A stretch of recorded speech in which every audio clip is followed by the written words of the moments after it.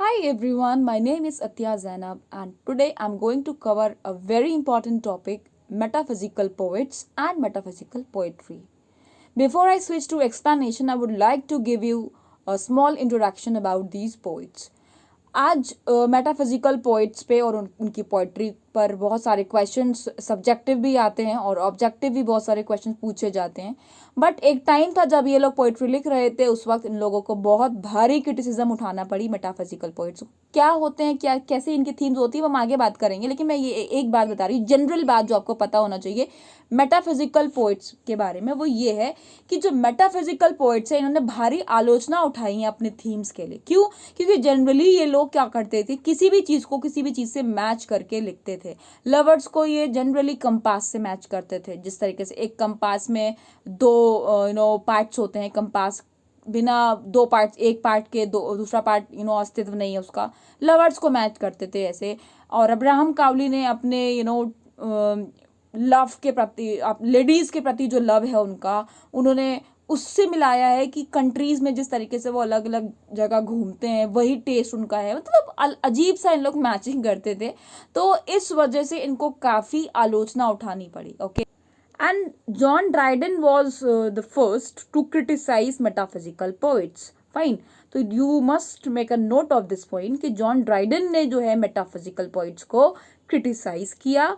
क्यों क्रिटिसाइज किया? उनके इसी चीज को, अनसिमिलर थिंग्स को मैच करने पर उन्होंने कहा कि ये जो है पोइट्री की आत्मा सब बाहर दे रहे हैं। ठीक है, ये लोग पता नहीं क्या लिखने आ गए हैं और पोइट्री का मेन एम ही हटा दे रहे हैं, बात समझ रही है।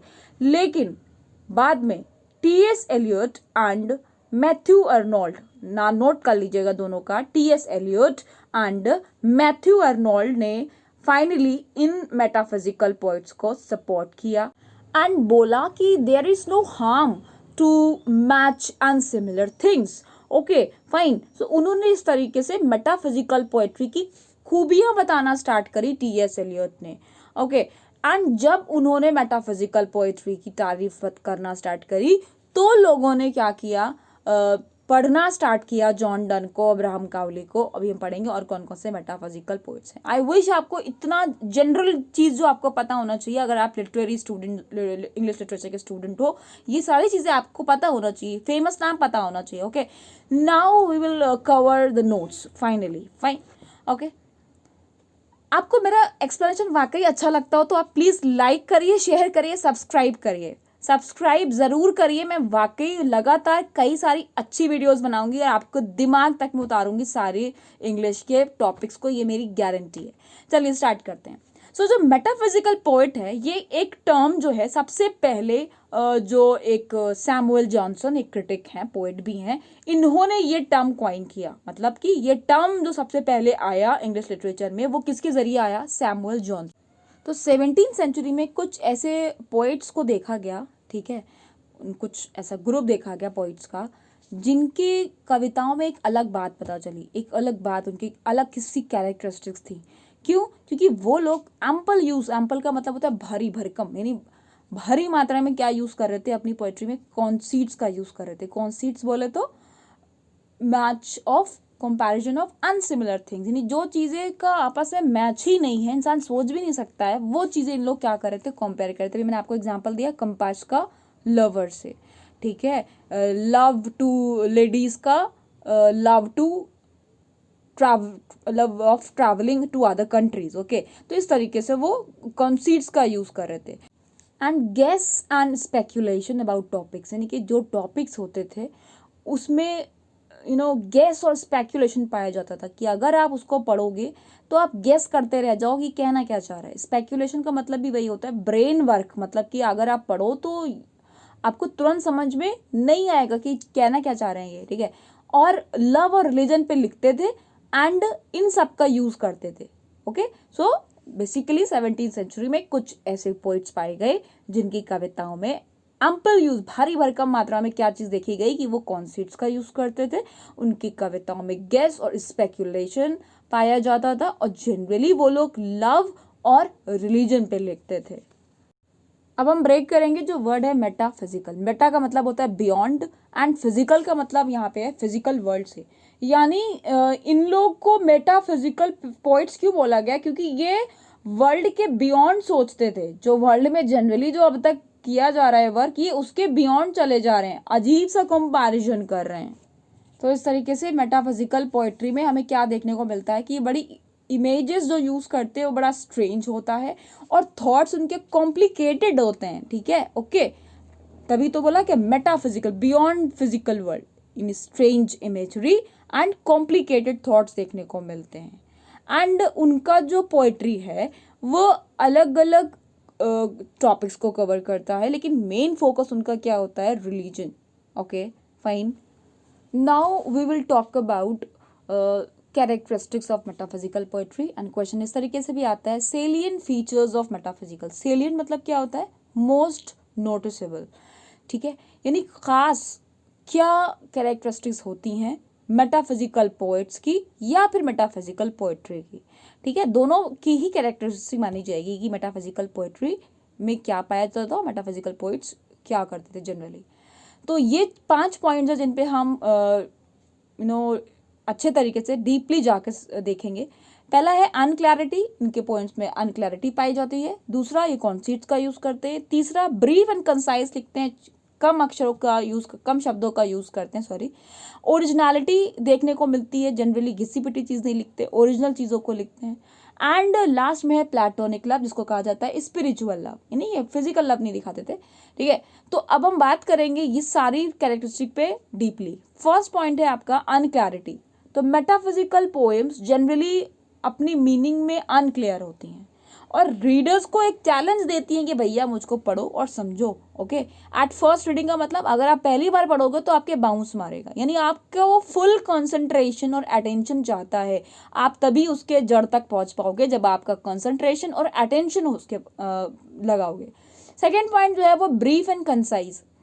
एक ब्रीफ का मतलब क्या होता है, छोटा, संक्षिप्त, ओके। कहते नहीं right a brief answer, give in brief, तो ब्रीफ मतलब स्मॉल, शॉर्ट। कंसाइज का मतलब भी होता है लिमिटेड, ओके।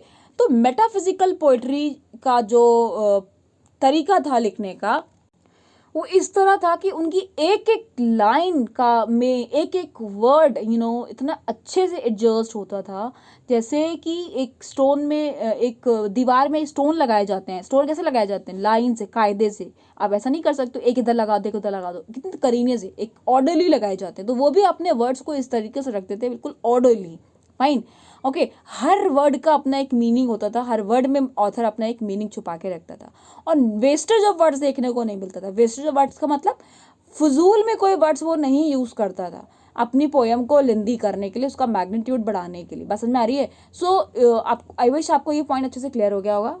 तो हर लाइन जो है वो कई अलग अलग तरीके का मीनिंग क्या करती है, कन्वे करती है मेटाफिजिकल पोएट्री की। Next that we are going to cover here is कि मेटाफिजिकल पोएट्री और मेटाफिजिकल पोइट्स कॉन्सीट्स का यूज़ करते थे। जैसे कि मैं आपको पहले बता चुकी हूँ, कॉन्सीट का मतलब ये होता है कि दो डिसिमिलर चीज़ को मिला देना, ओके।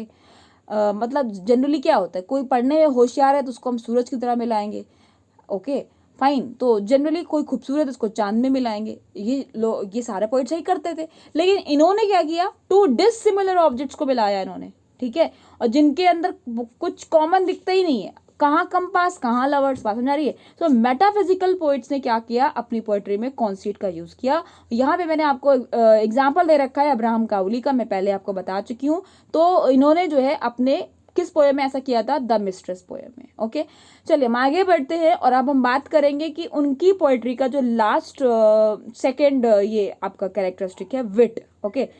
विट मतलब क्या, बुद्धिमान, विजडम, गॉट इट। तो अपने पोएट्री में उनका जो थॉट्स होता था बड़े विटी स्टाइल में वो एक्सप्रेस करते थे, फाइन, ओके। और वर्ड्स इस तरीके से चूज करते थे, एप्टली का मतलब वही शातिर दिमाग से, टेक्निकली उसको अरेंज करते थे ताकि वो रीडर्स को पढ़ने में मजा दे।